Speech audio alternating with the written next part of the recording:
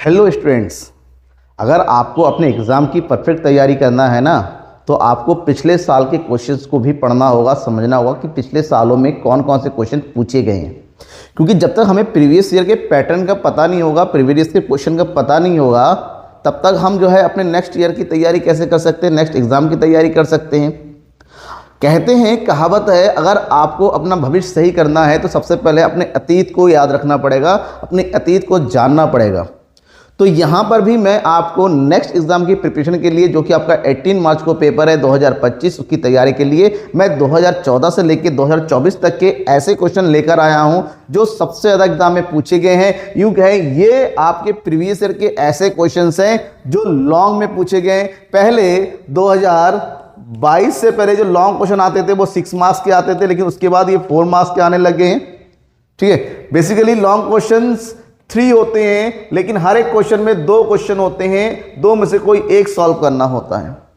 तो 3 क्वेश्चंस आपको सॉल्व करने, पूरे करने। 6 क्वेश्चन में से हर एक क्वेश्चन में 2-2 होंगे, दोनों में से कोई एक करना होगा। और अच्छी बात है, दोनों ही आपस में रिलेटेड होते हैं। जैसे उत्पादन लागत, एक क्वेश्चन उत्पादन का हो गया, एक क्वेश्चन लागत का होगा, ऐसा क्वेश्चन आता है। तो पिछले कुछ सालों में ऐसे क्वेश्चंस आए हैं जो लगातार रिपीट हुए हैं, अलग अलग लैंग्वेज में आए हैं, कभी कभी लैंग्वेज बदल दिया गया है, ये क्वेश्चन को दूसरे तरीके से पूछा गया है। जो भी हो, सारे क्वेश्चंस मैं आपके लिए लेकर आया हूं 2014 से लेकर 2024 को। अच्छे से हर एक क्वेश्चन को समझिएगा, उसके आंसर की तैयारी कीजिएगा। 100% गारंटी है मेरी कि इन क्वेश्चंस के अलावा आपके एग्जाम में कोई दूसरा नया क्वेश्चन नहीं आएगा। अगर आता भी है तो केवल लैंग्वेज का फर्क हो सकता है। कई बार बच्चे कहते हैं, सर आपने तो बताया इंपॉर्टेंट क्वेश्चन आएगा, लेकिन आया नहीं। बेटा, क्वेश्चन पेपर के क्वेश्चन को ध्यान से पढ़ना, केवल लैंग्वेज का फर्क पड़ता है, क्योंकि क्वेश्चन इतने ही होते हैं। यहां पर मैं आपको आज बता रहा हूं 25 क्वेश्चंस जो पिछले कुछ सालों में लगातार पूछे गए हैं और रिपीट हुआ है। जो पहला 3 क्वेश्चन है, क्वेश्चन नंबर 1, 2 एंड 3, ये जो क्वेश्चन है मांग से रिलेटेड है। और ये क्योंकि मांग चैप्टर नंबर 2 का है और एक ऐसा चैप्टर है जिसका वेटेज 12 मार्क्स का होता है। यहां से आपको क्वेश्चन पूछा गया है कब कब, 2014, 20, 22, 15, 19, ठीक है, और 19, 23 में भी क्वेश्चन पूछा गया। देखिए, अलग अलग टाइप के क्वेश्चन है। क्वेश्चन की लैंग्वेज को समझिएगा। मांग वक्र में शिफ्ट तथा मांग वक्र की दिशा में गति को रेखा चित्र की सहायता से स्पष्ट कीजिए। आपको जब मैंने वन शॉट पढ़ाया था, तब मैंने आपको पढ़ाया था मांग में परिवर्तन। क्या पढ़ाया था? मांग में परिवर्तन 2 प्रकार से होता है। एक होता है मांग वक्र का संचलन और एक होता है मांग वक्र का खिसकाव। ये जो खिसकाव है, इसी को बोलते हैं मांग वक्र का शिफ्ट होना, और जो संचलन होता है, इसके मांग वक्र पर गति करना होता है। आपको इसको डिटेल से लिखना है, दोनों को लिखना है। गति में परिवर्तन 2 प्रकार से होता है, एक होता है विस्तार और एक होता है संकुचन। जबकि शिफ्ट 2 प्रकार से होता है, एक होता है मांग में वृद्धि और एक होता है मांग की। और सबसे इंपॉर्टेंट बात, इन सारे पॉइंट को आपको बनाना होगा किसके माध्यम से? ग्राफ के माध्यम से, तब जाके आपको मार्क्स पूरे मिलेंगे, कोई काट नहीं सकता। दूसरा क्वेश्चन है, मांग की कीमत लोच का क्या अभिप्राय है? ये लोच से रिलेटेड है और लोच की श्रेणियों को भी बताना। लोच की 5 श्रेणियां हैं, लेकिन एग्जाम में बेसिकली 4 श्रेणियां पूछा गया है। और ये क्वेश्चन 3 बार आ चुका है, 15 में, 19 में, 23 में। अगर डिफरेंस को देखेंगे, 22 के बाद सीधा आता 25 कि 15 4 23, 19 19 3 22 और 22 3 25। तो इस साल आ सकता है, आपको तैयार रखना होगा। लोच क्या है? लोच का मतलब क्या होता है? वस्तु की कीमत में होने वाले परिवर्तन से वस्तु की मांग में होने वाले परिवर्तन के बीच का अनुपात, मांग की लोच कहते हैं। लोच की 5 प्रमुख श्रेणियां होती हैं, जिसको बोलते हैं सापेक्षता लोचदार मांग, यानी कि इट इज ग्रेटर देन 1, सापेक्षता विलोचदार मांग, इट इज स्मॉलर देन 1, इकाई लोचदार मांग, it is equal to 1, and 4th one is, ठीक है, पूर्णतः लोचदार मांग, बेलोचदार मांग, और 5th वन इज पूर्णतः लोचदार मांग। ठीक है, अब ये क्वेश्चंस आप अगर जो इंग्लिश मीडियम के स्टूडेंट है वो भी समझ लीजिए कि explain shift in demand curve and movement change along the demand curve with the help of diagram. And ये डिमांड, इलास्टिसिटी ऑफ डिमांड से क्वेश्चन है। और क्वेश्चन नंबर जो 3 है वह मांग के 2 तत्व बताइए। यहाँ पर मांग के बारे में पूछा गया है। अभी 2019 और 2023 में दोनों में आया है, that is state 2 element of demand. अब ये एलिमेंट क्या है? जब मैंने आपको मांग के अर्थ के बारे में बताया था, मांग के अर्थ में 5 तत्व होते हैं। सबसे पहली बात तो है कि मांग तब होता है जब वस्तु क्या होना चाहिए? वस्तु की निश्चित कीमत होनी चाहिए। ठीक है, एक निश्चित समय का होना चाहिए, समझ में आ गया। और सबसे इंपॉर्टेंट है वो है इच्छा, दैट इज डिजायर, कि मांग करने की इच्छा का होना चाहिए। और इसके बाद ही आपसे पूछा गया मांग के नियम को व्याख्या कीजिए। मांग का नियम लॉ ऑफ डिमांड, जहां पर यह बताया जाता है कि मांग का नियम बताता है कि वस्तु की कीमत में और मांग की मात्रा में विपरीत संबंध होता है। रेखा चित्र का मतलब होता है you have to explain it with the suitable diagram. और डायग्राम कैसे बनता है बेटा, इसका डायग्राम बनता है कि डायग्राम जब भी बनाएंगे तो सबसे इंपॉर्टेंट है आपको इसका क्या बनाना पड़ेगा, एक टेबल बनाना पड़ेगा जहां पर दर्शाया जाता है that is price and quantity of demand. Price जैसे जैसे इंक्रीज होता चला जाता है 2, 4, 6, 8, वैसे वैसे हमारी डिमांड में कमी आने लगती है। सो इसको जो एक्सप्लेनेशन करेंगे डायग्राम के साथ, डायग्राम जरूर बनाना है बेटा, विदाउट डायग्राम के आपको लॉन्ग क्वेश्चन में मार्क्स पूरे नहीं मिलेंगे। ये था फर्स्ट 3 क्वेश्चंस डिमांड वाले चैप्टर से। नेक्स्ट क्वेश्चन है इसी चैप्टर से है, तो ये लंबा चैप्टर है, बड़ा चैप्टर है, इस क्वेश्चन से क्वेश्चन कई सारे आते हैं। नेक्स्ट है क्वेश्चन 2024 में या 2014 में आया हुआ है। क्वेश्चन समझिए, बजट रेखा एवं अनधिमान वक्र से आपका क्या अभिप्राय है, अनधिमान मानचित्र को रेखा चित्र की सहायता से समझाइए। That is what do you mean by the budget line and indifference curve, explain the indifference map with the help of suitable diagram. इसका मतलब यहां पर आपको पढ़ना है इंडिफरेंस कर्व के बारे में।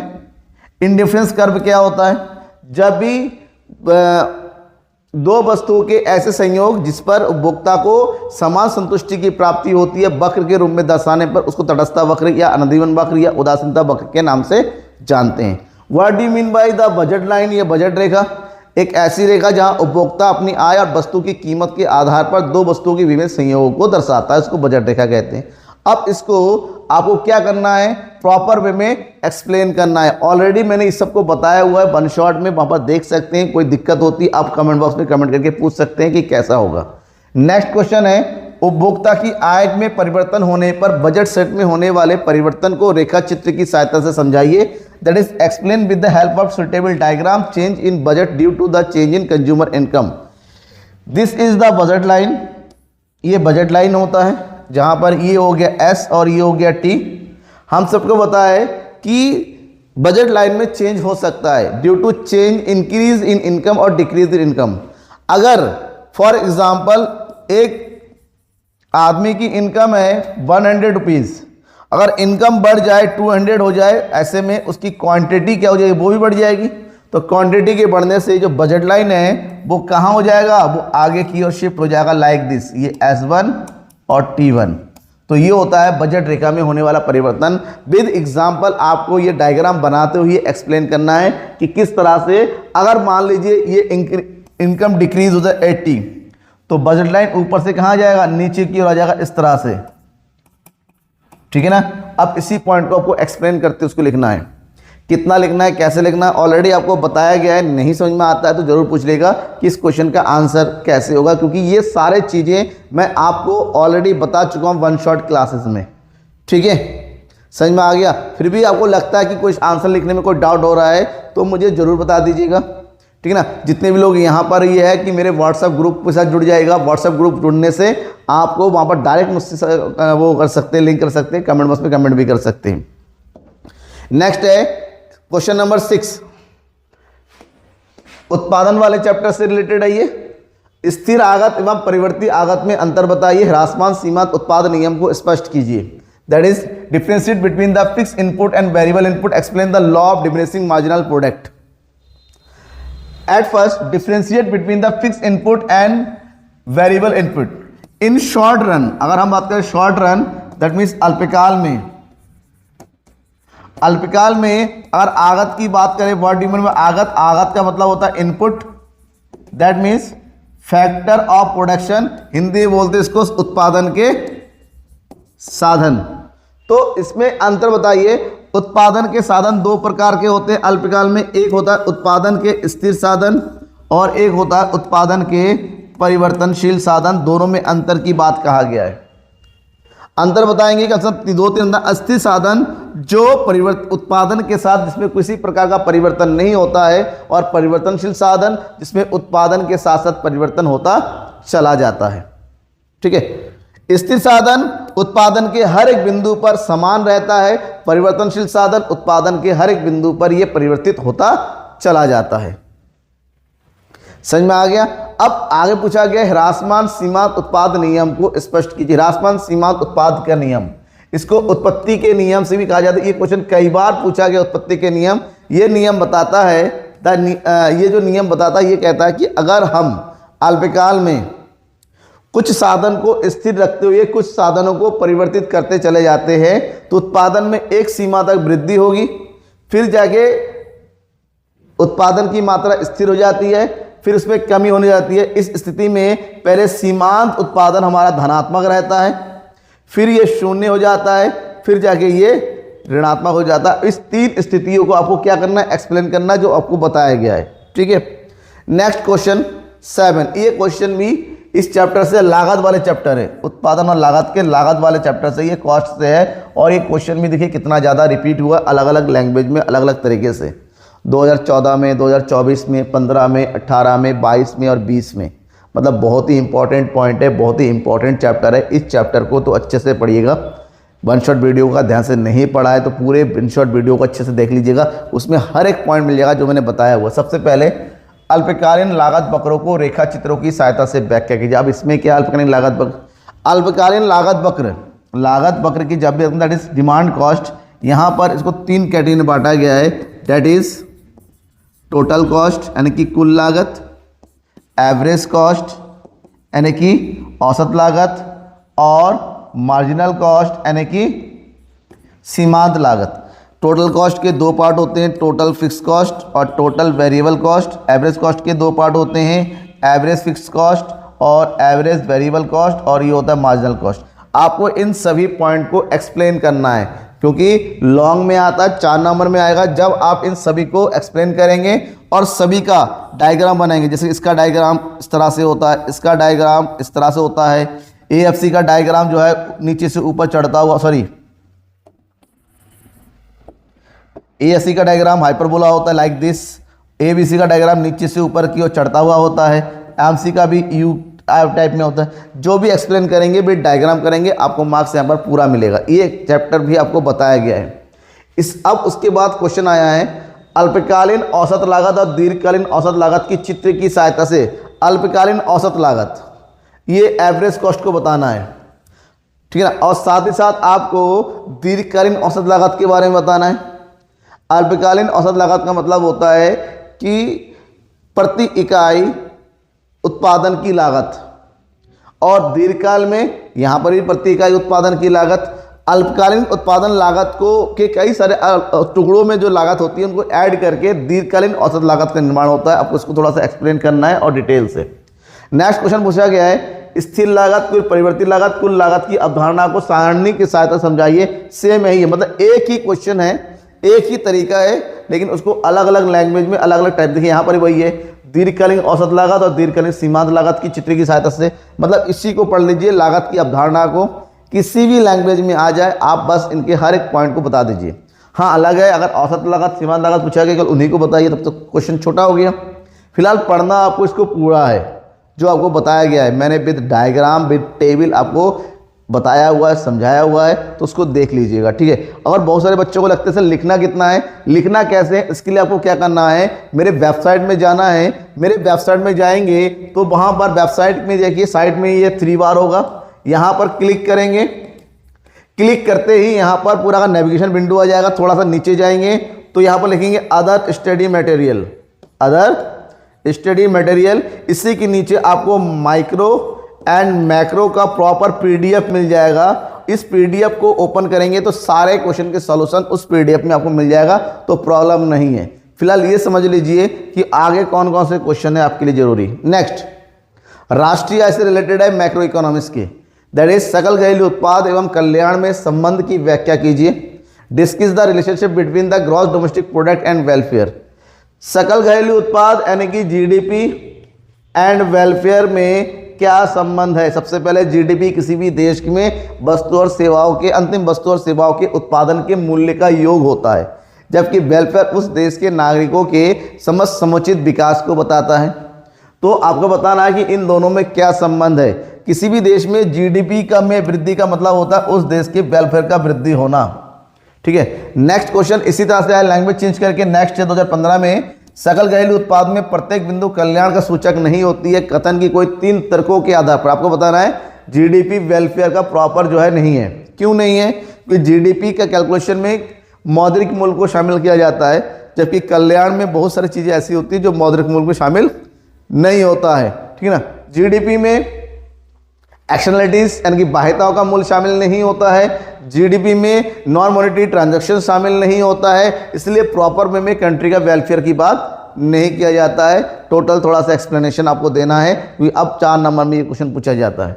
नेक्स्ट क्वेश्चन है नेशनल इनकम से ही, लेकिन ये क्वेश्चन ऐसा है जो बेटा पढ़ लो आप। एक है राष्ट्रीय आय की अवधारणाओं को स्पष्ट कीजिए। 2014 में और 15 में क्वेश्चन पूछा गया, जहां पर आपको राष्ट्रीय आय की कुछ सारे पॉइंट दे रखे होंगे और सभी पॉइंट को आपको एक्सप्लेन करना है। फिलहाल मैक्रो इकोनॉमिक्स के बंशट वीडियो आप आज शाम कल तक आपको मिल जाएंगे, परेशान नहीं होना है। राष्ट्रीय आय गणना की उत्पाद विधि या व्यय विधि, देखिए मैंने दोनों लिखा है क्योंकि एक ही साल में या तो या करके आया था, या तो उत्पाद विधि के बारे में लिखना है या तो व्यय विधि। मैं तो ये कहूँगा राष्ट्रीय आय की गणना की जो तीनों विधियाँ हैं, 3 विधि कौन कौन सी विधि हैं?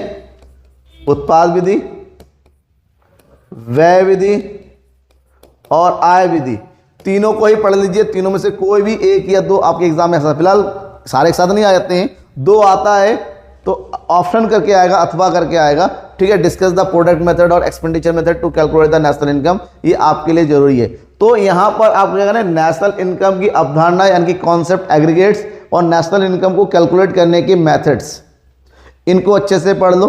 कोई डाउट है तो मुझे बताओ, मैं आपको और अच्छे से बताने की कोशिश करूंगा, क्योंकि मेरा अभी एक ही टारगेट है कि आपको क्वेश्चंस पता चल जाए, क्योंकि इन क्वेश्चंस के आंसर भी मैं अभी बताने लग गया तो बहुत लंबा टाइम वेस्ट हो जाएगा आपका, क्योंकि ऑलरेडी आप सब कुछ पढ़ चुके हो। ऑलरेडी मैंने 1 शॉट वीडियो में बता दिया है, तो इसके आंसर ऑलरेडी आप खोज सकते हो। इससे क्या होगा, इसकी आपकी जो मेमोरिजन ताकत है वो बढ़ेगी, याद रहेगा। सब कुछ मैंने बता दिया तो थोड़ी प्रॉब्लम हो सकती है कि ऑलरेडी एक्सप्लेनेशन दिया जा चुका है।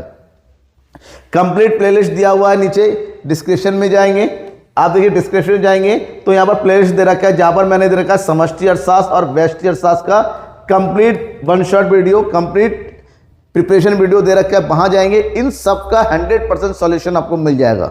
अगर आपको किसी एक का सॉल्यूशन नहीं मिलता है, पीडीएफ चाहिए तो मैंने कहा है मेरी वेबसाइट में चले जाइए, वहां पर मैंने बता रखा है किस तरह से आप पीडीएफ डाउनलोड कर सकते हो। फ्री ऑफ कॉस्ट है, कोई पैसा नहीं दे रखा है, डाउनलोड कीजिए, बस पढ़िए। चलिए आगे बढ़ते हैं। नेक्स्ट क्वेश्चन है, परिवर्ती अनुपातों के नियम की रेखा चित्र की सहायता से व्याख्या कीजिए। 2015 में, 18 में, 22 में और याद रखिए अब 25 में आएगा। परिवर्ती अनुपात का नियम, इसको थोड़ा सा मैं बता दूं, इसको अल्पकालीन उत्पादन फलन का नियम या एक साधन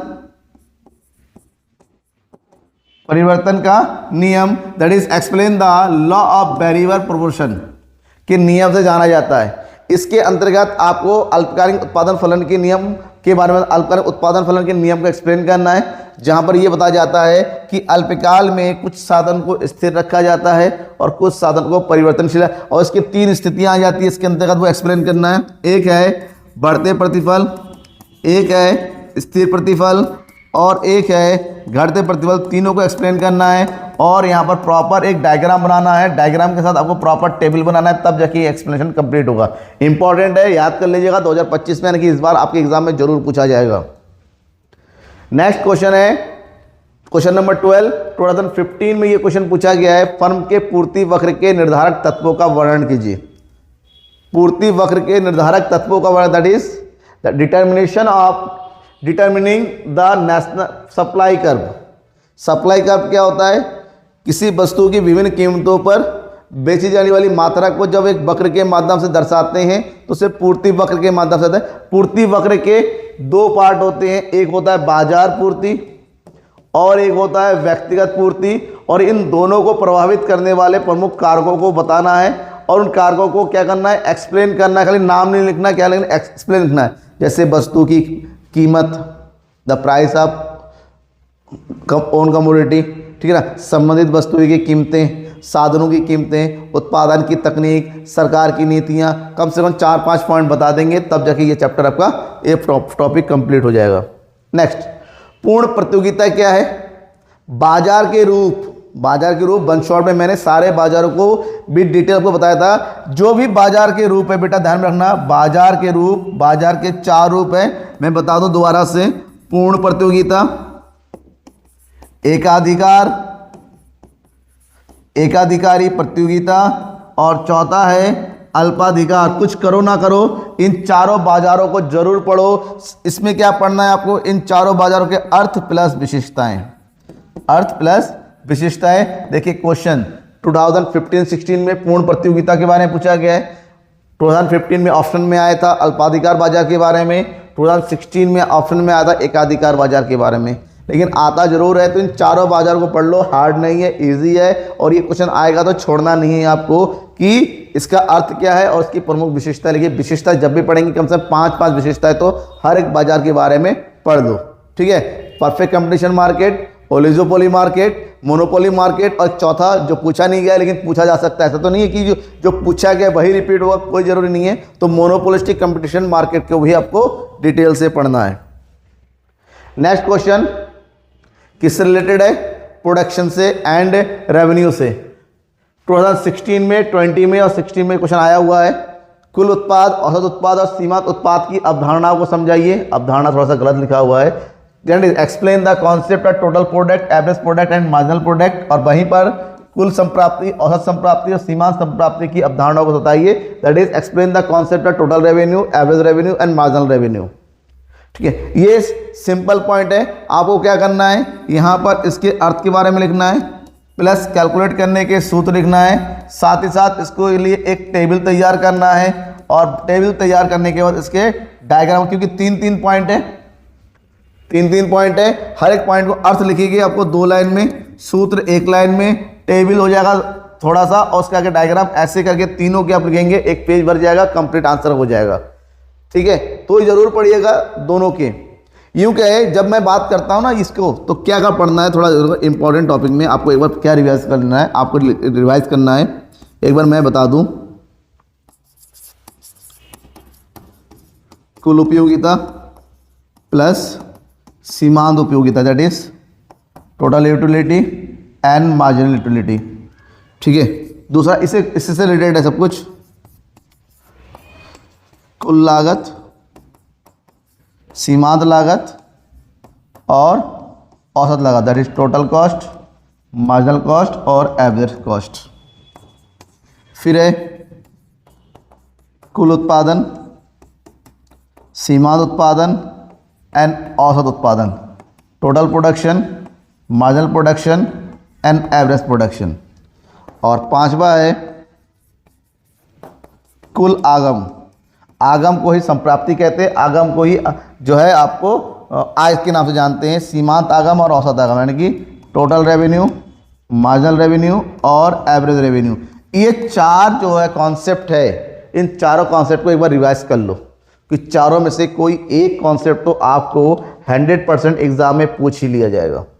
जैसे कि यहाँ पर देखिए एग्जाम में आया हुआ था, तो इन चारों कॉन्सेप्ट को, क्योंकि अब तक मैंने लॉन्ग क्वेश्चन बताया, आपको पता है कि ये वाला पॉइंट नहीं बताया, जबकि ये तीनों तो एग्जाम में ऑलरेडी पूछा जा चुका है। तो आपको ये जरूरी है कि ये पढ़ लो, छोड़ो मत, कि छोड़ दिया तो आपके लिए नुकसान है कि मैं केवल 25 क्वेश्चन बता जा रहा हूँ, उन्हीं 25 क्वेश्चन को तैयार करेंगे। हालांकि 25 में से फंसेगा जरूर, लेकिन मैं ये गारंटी नहीं दूंगा 25 क्वेश्चन ही फंसेगा। ठीक है, क्योंकि मैं एक एस्टिमेशन बता सकता हूं कि ये क्वेश्चन आया हुआ है। इस सारे क्वेश्चनों में एक भी क्वेश्चन मैंने अपने मन माफिक तरीके से नहीं बनाया, सारे आप अपने बोर्ड एग्जाम में आए हुए क्वेश्चन है। मांग एवं पूर्ति द्वारा बाजार संतुलन को रेखा चित्र की माध्यम से दर्शाइए। इस क्वेश्चन को अलग लैंग्वेज में पूछा सकता है कि पूर्ण प्रतिस्पर्धा में संतुलन कीमत का निर्धारण कैसे होता है। बाजार संतुलन से आप क्या समझते हैं, बाजार संतुलन का निर्धारण कैसे होता है, लैंग्वेज बदल सकता है, लेकिन बाजार संतुलन और संतुलन कीमत, संतुलन कीमत, ये दोनों ही एक जैसे शब्द है। 2018 में 23 में पूछा गया है। संतुलन किस प्रकार से होता है? प्रोफेसर मार्शल के अनुसार एक ऐसा बिंदु जहां पर डिमांड और सप्लाई कर दोनों ही एक दूसरे के बराबर होते हैं, उसी पॉइंट पर संतुलन कीमत का निर्णय हो जाता है। In English, the explain the determination of market equilibrium through the demand and supply with the help of diagram. Demand supply के डायग्राम के थ्रू, और जब डायग्राम तैयार करेंगे इससे रिलेटेड आपको टेबल जरूर तैयार करनी है, ठीक है। अब इससे रिलेटेड दूसरा क्वेश्चन जो 2 बार पूछा जा चुका है, एक वो क्वेश्चन है संतुलन कीमत में परिवर्तन, that is change in equilibrium price. और ये चेंज इक्विलिब्रियम प्राइस में किससे हो सकता है? डिमांड से हो सकता है और सप्लाई से भी हो सकता है। आपको दोनों को पढ़ना है, due to change in demand, due to change in supply, क्योंकि खाली डिमांड से भी चेंज हो जाता है, खाली सप्लाई, और जब दोनों में, क्योंकि पहला क्वेश्चन है मांग और पूर्ति दोनों में एक साथ वृद्धि होगी तो क्या होगा, ठीक है। और ये भी 1 शॉट में आपको मैंने पढ़ाया हुआ है। नेक्स्ट इंपॉर्टेंट क्वेश्चन है व्यापारिक बैंक, मुद्रा और बैंकिंग से। मुद्रा और बैंकिंग से एक क्वेश्चन की गारंटी है, आता ही आता है। देखिए 2018, 2020, 2019, 23 ये क्वेश्चन रिपीट हुए क्वेश्चन है, और हाल फिलहाल में ये क्वेश्चन सबसे ज़्यादा आया हुआ है। और इसमें क्या पढ़ना है आपको जो इंपॉर्टेंट पढ़ना है, मैं बता दूं, क्वेश्चन तो लिखा ही हुआ है, यहाँ पर देख लीजिए। आपको पढ़ना है, एक है मुद्रा और मुद्रा पूर्ति, मुद्रा में अर्थ और मुद्रा के कार्य, ये पढ़िए। दूसरा व्यापारिक बैंकों के अर्थ और व्यापारिक बैंकों के कार्य, और तीसरा पढ़ेंगे आप केंद्रीय बैंक के बारे में। केंद्रीय बैंक का अर्थ किसे कहते हैं, केंद्रीय बैंक के कार्य, और सबसे इंपॉर्टेंट इसमें पढ़ेंगे केंद्रीय बैंक के द्वारा साख का नियंत्रण कैसे किया जाता है। देखिए साख नियंत्रण के किन्हीं 3 मात्रात्मक या गुणात्मक, एक ही साल में या तो ये लिखना था या तो ये लिखना था, दोनों को विस्तार से समझाइए। फिर 2023 में यही सेम क्वेश्चन आया ये कि 2 पॉइंट दे रखे, कैश रिजर्व रेशियो और स्टैट्यूटरी लिक्विडिटी रेशियो क्या होता है, ठीक है। तो आपको इन पॉइंट को पढ़ना है, समझ में आ गया?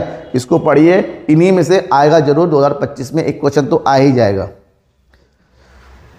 नेक्स्ट है सीमांत आगम सीमांत लागत विधि द्वारा फर्म का संतुलन, that is explain the equilibrium of firm by marginal revenue और marginal cost approach with the help of diagram.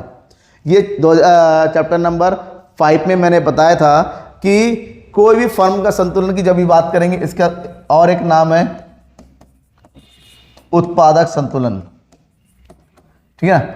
By the use of marginal revenue and marginal cost, इस मेथड के थ्रू उत्पादन का संतुलन कम होता है, उत्पादक का संतुलन होता है जब ये वाला कंडीशन फुलफिल होता है, where the air is equal to MR and air is the marginal cost MC। तो पहला कंडीशन क्या होता है इसमें? पहला कंडीशन है marginal cost is must be equal to marginal revenue, and second one जो मार्जिनल कॉस्ट वक्र है वो MR वक्र को नीचे से काटता हुआ होना चाहिए, नीचे से काटता हुआ, देखिए नीचे से। तो ये पॉइंट है K और ये पॉइंट है E, तो E पॉइंट जो है उत्पादक के संतुलन की स्थिति होगी, जो कि बताया गया है। तो डायग्राम आपको बनाना ही है हर हालात में, बिना डायग्राम के कभी भी आपको मार्क्स नहीं मिलेगा। नेक्स्ट क्वेश्चन जो अभी बताया मैंने, मुद्रा के माप लिखिए। मुद्रा के माप का मतलब मनी सप्लाई, जहाँ पर M1, M2, M3, M4 money supply के बारे में भी लिखना है आपको। तीनों क्या है, ये आप मुद्रा के प्रमुख कार्यों का वर्णन कीजिए। ये 25 क्वेश्चन है जिसको आपको 100% गारंटेड है, इन्हीं में से कोई ना कोई क्वेश्चन आपको जरूर पूछेगा। जो क्वेश्चन मैंने इसके अलावा बताया है उसको जरूर पढ़ लीजिएगा। यहां पर कोई भी डाउट होता है, किसी तरह से डाउट है, वो मुझे पूछिए मुझसे। लगातार बच्चे मेरे कांटेक्ट में हैं। अगर आप अभी तक कांटेक्ट में नहीं हो पाए हैं तो डिस्क्रिप्शन में जाइएगा, मैंने वहां पर व्हाट्सएप ग्रुप का लिंक दे रखा है, उसको क्लिक करके व्हाट्सएप ग्रुप के साथ ऐड हो जाइए और डायरेक्ट मुझसे कन्वर्सेशन कीजिए। लेकिन ओनली और ओनली एग्जाम से रिगार्डिंग आपको कन्वर्सेशन करनी है। इसके अलावा मैं दोबारा से बता दूं, जितने भी स्टूडेंट कहते हैं कि सर मुझे पीडीएफ चाहिए, आंसर कैसे लिखेंगे, क्योंकि मैंने लॉन्ग क्वेश्चन का आंसर प्रॉपर वे में नहीं बताया, खाली एक्सप्लेन किया है। तो यहां पर पीडीएफ के लिए आपको क्या करना है, पीडीएफ के लिए आपको जाना है, कहां जाना है, इस वेबसाइट पे www.theeconomicsguru.com पे जाना है, और इस वेबसाइट का लिंक भी मैंने डिस्क्रिप्शन में दिया हुआ है। यहां पर जाएंगे, जैसे ही यहां जाएंगे ओपन करेंगे, साइड में एक ट्रिपल बार होगा, इसको क्लिक करेंगे, क्लिक करते ही नीचे आपको नेविगेशन विंडो ओपन आ जाएगा, जहाँ पर आपको क्लास 12, क्लास 11, 10 मिल जाएगा। और उसके थोड़ा सा नीचे जाएंगे तो यहाँ पर आपको एक पॉइंट मिलेगा, देखिए अदर स्टडी मटेरियल करके, अदर स्टडी मटेरियल। जैसे ओपन करेंगे वहाँ पर आपको दिखेगा micro economics and macro economics, micro और मैक्रो के कंप्लीट पीडीएफ मैंने यहाँ पर अपलोड किए हुए हैं, इसको डाउनलोड कर लीजिए, इसको पढ़िए, सारे आंसर आपको इन 2 पीडीएफ में मिल जाएगा। उनको पढ़ लीजिएगा, वारे नारे हैं, क्योंकि जो लॉन्ग क्वेश्चन है, लॉन्ग क्वेश्चन 2025 में जो आने वाले हैं 3 मार्क्स में और 4 मार्क्स में आएंगे। तो 4 मार्क्स में कौन कौन होता है, 3 मार्क्स वाले भी मैं आपको बता दूंगा आज शाम तक, ठीक है। बस बने रहिएगा, पढ़ते रहिएगा, डाउट पूछते रहिएगा, कोई दिमाग में क्लियर जो है डाउट लेकर मत बैठिएगा कि ये नहीं आ रहा है तो कैसे होगा, कैसे होगा, सब कुछ हो जाएगा, बस आपको पूछने की देरी है। इंग्लिश मीडियम वाले सॉरी कि मैं प्रॉपर इंग्लिश में नहीं बताया, लेकिन कोशिश किया है कि आपको क्वेश्चन समझ में आ जाए। सारे क्वेश्चन को मैंने इंग्लिश में जरूर लिख रखा है ताकि आप समझ में आए। तब तक के लिए थैंक यू एंड बाय। बस बने रहिए एग्जाम तक।